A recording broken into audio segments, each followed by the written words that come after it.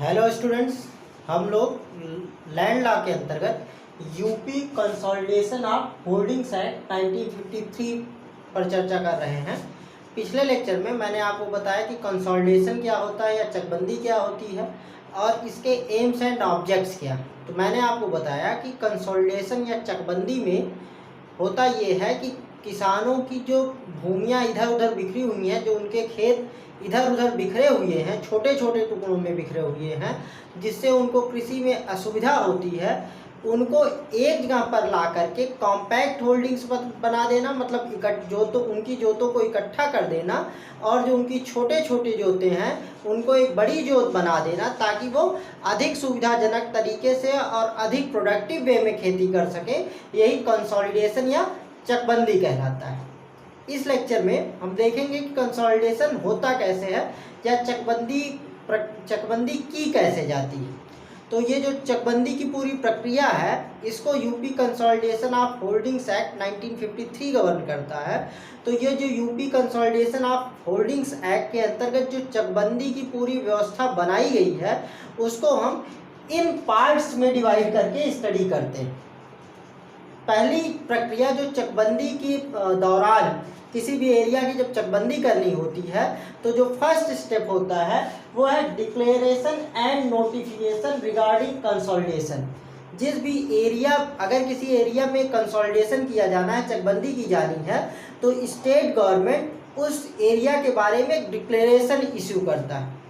उसके बाद जो नेक्स्ट स्टेप होता है, डिक्लेरेशन के बाद का नेक्स्ट स्टेप होता है revision of maps and records. उस एरिया का जो लैंड रिकॉर्ड्स है उनका रिवीजन किया जाता है, और मैप्स एंड लैंड रिकॉर्ड्स का जो वहाँ का जो मैप है, जो वहाँ की लैंड एग्रीकल्चरल लैंड का जो मैप है और जो उसके रेवेन्यू रिकॉर्ड्स हैं, उनका रिवीजन किया जाता है। उसके बाद का जो स्टेप होता है वो preparation of statement and principles है।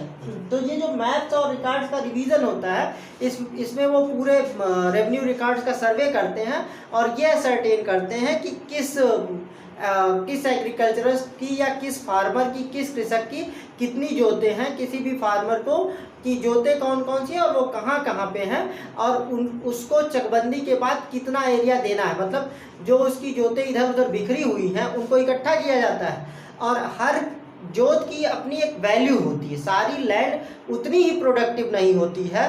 तो अगर किसी व्यक्ति को लेस प्रोडक्टिव लैंड से अगर मोर प्रोडक्टिव लैंड दी जाती है, अगर उसकी वैल्यू ज़्यादा है, तो फिर उस अनुपात में उसके एरिया को डिक्रीज कर दिया जाता है। तो अब किसानों को किस अनुपात में ज़मीनें मिलनी है, ये सब असर्टेन करने के लिए मैप्स और रिकॉर्ड्स का रिवीजन होता है। उसके बाद की जो प्रक्रिया होती है वो है preparation of statement and principles. इसके बाद जो कंसोलिडेशन ऑफिसर्स होते हैं, जो चकबंदी अधिकारी होते हैं, वो एक स्टेटमेंट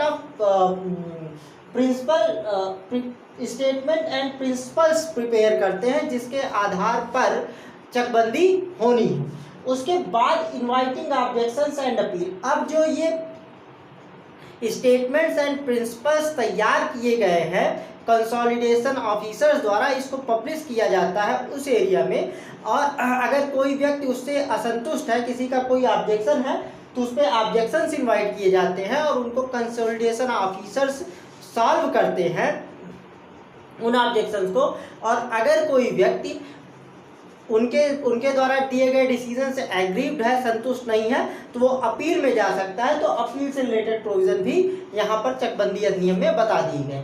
उसके बाद assessment of land revenue on holdings. जब ये ऑब्जेक्शंस और अपील्स डिसाइड हो जाती हैं, तो उसके बाद जो लैंड रेवेन्यू, उन होल्डिंग्स का जो लैंड होल्डिंग्स है, उन पे जो लैंड रेवेन्यू इम्पोज किया जाना है, उसका असेसमेंट किया जाता है, और इसके बाद कंसोलिडेशन स्कीम प्रिपेयर की जाती है। इन सब प्रक्रियाओं से होते हुए फिर एक कंसोलिडेशन स्कीम तैयार की जाती है, जिसके माध्यम से जो इधर उधर बिखरे हुए खेत हैं उनको एक जगह ला करके फिर से उन पे प्लाट नंबर्स देकर उन पे संख्या अंकित करके फिर से वो डिस्ट्रीब्यूट की जाती है उस यूनिट के, उस विलेज के, उस लोकल एरिया के जो भी किसान हैं उनमें। इसके बाद जब कंसोलिडेशन स्कीम प्रिपेयर हो जाती है तो उसको इन्फोर्स करा दिया जाता है, और मतलब उसको प्रवर्तित करा दिया जाता है, और इस तरीके से चकबंदी कंप्लीट हो जाती है। इसके बाद कंपेंसेशन की बारी आती है।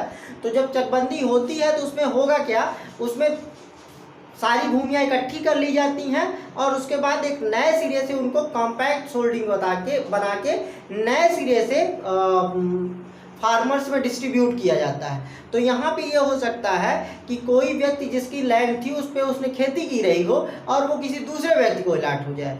तो अगर किसी व्यक्ति ने अपनी होल्डिंग पे खेती की हुई है, उस पर खड़ी फसल है, तो खड़ी फसल को तो समय से पहले काटा नहीं जा सकता।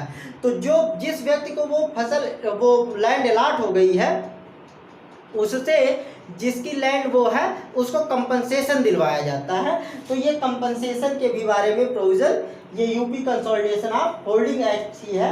और सबसे लास्ट में यह एक्ट बताता है कि चकबंदी के परिणाम क्या होंगे।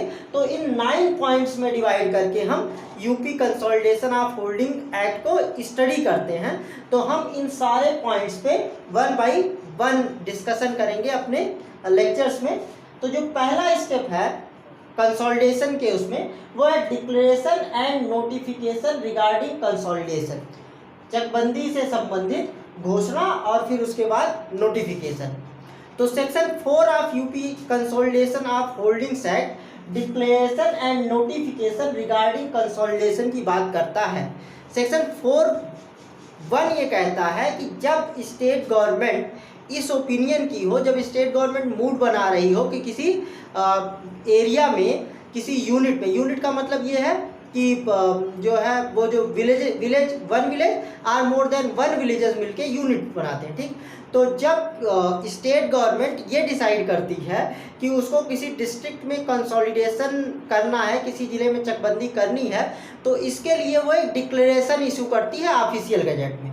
और ये जो ऑफिशियल गजट में डिक्लेरेशन है, इसको उन यूनिट्स में जहाँ पर चकबंदी होनी है वहाँ पे लोकल लेवल पे deputy director of consolidation, DDC उसको बोलते हैं, डिप्टी डायरेक्टर ऑफ कंसोलिडेशन, जो कि जिलाधिकारी होता है।